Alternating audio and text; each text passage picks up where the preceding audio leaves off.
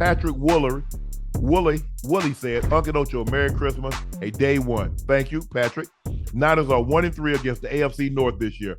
What's in the water in that division since y'all both played there? And what's disrespectful with the title game manager?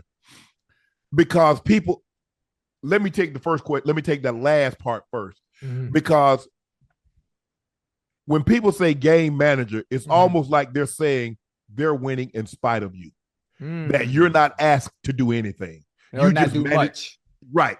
It's kind of like you're a game manager. It's almost like a manager. You ain't pitching. You ain't hitting. You ain't catching the ball. Right. So what are you actually doing? So they're saying the quarterback, you're limited in what you're asked to do. And so I'm sure the quarterbacks, the guys that get called game manager, they view it as disrespectful. You think so? Absolutely. So when they call Alex Smith the game manager when he played with the Chiefs, do you think that was disrespectful for him? They called him that. Yes. Look, I called him check down Alex because think about it, Ocho. Think about the numbers that they were putting up, and they still moved heaven and earth. They traded up 17 spots to get Patrick Mahomes. Right. Because Andy believed this offense could go to another level if they had a guy with a stronger arm and that was willing to take risk. Right. And we see, like I said, Travis Kelce was getting 1,000 yards a season. Tyreek. Now, Tyreek later blossomed and became a true wide receiver and not a gadget guy because he could run the entire route tree. So that's the difference. And it's like, so they view it as it's kind of like a wide receiver. What do they call? Most white guys, they call possession. Bro. That's a good one. They call him a possession receiver. Right. Like, whoa. Well, Steve Largent was a possession receiver, and he retired with the most catches and the most yards at the time in NFL history.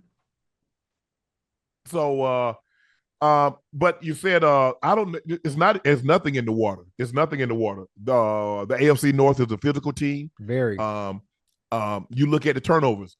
Brock Purdy had 3. Didn't he have like 2 or 3 against Cleveland? He had a couple, if I'm not mistaken, he had a couple against Cincinnati. Turn the ball over. I don't care how great you are, because I've said it before. When you turn the ball, if you're a better football team, if you're here and team B is here, you turn the ball over, whether you go down or you raise them up, you bring them on your level. Ocho. Yeah, every time. So now, and the more you turn it over, the more you go and look at the separation. You see where that goes? Yeah. And that's what happened. And now you look, see, when you played Cleveland, you missed a field goal that would, I think, won the game or even tied the game. You turn the ball over against the Ravens, a team that's basically on your level.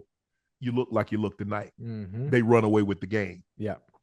That's the difference. Go ahead. What's your takeaway? What you think happened in the AFC North? Why are they 1-3 against the AFC North?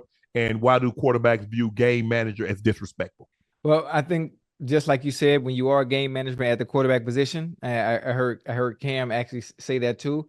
Is they don't ask much of you. They don't ask you to do much. They ask you to facilitate the ball, to take what you see.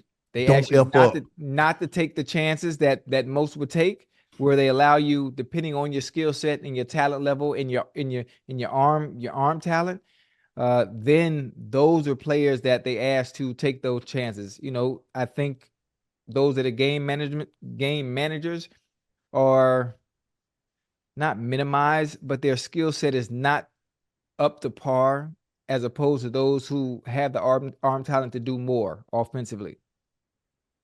I don't really see it as a disrespectful thing, because if you're a game manager, you're just not losing the game or making the mistakes that other quarterbacks make, and you always give your team a chance. I don't see why it's a bad thing. Because they're saying, don't you F the game up.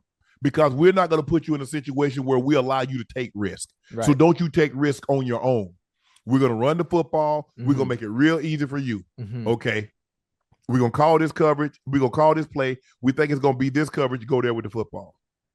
Or like Patrick Mahomes, you're like, okay, Pat, go do what you do. Call whatever you want. Okay, Brady, go do what you do. Okay, Peyton. Well, Peyton calling his own game anyway. Plays. So guys like that, Joe Burrow, guys like that you're like, okay, But there are times that you need to manage the game. Right. Even the greats have been game managers at one point in time or another. But it's knowing when to do it. It's knowing when to do it. Knowing when to do it. Oh, this is a type of game. Oh, I see what type of game this is going to be. Yeah. This is a game that could possibly be 14-13, 13-10. Right. I can't take the unnecessary risk. I can't put our defense in harm's way. It's knowing. So I agree with you.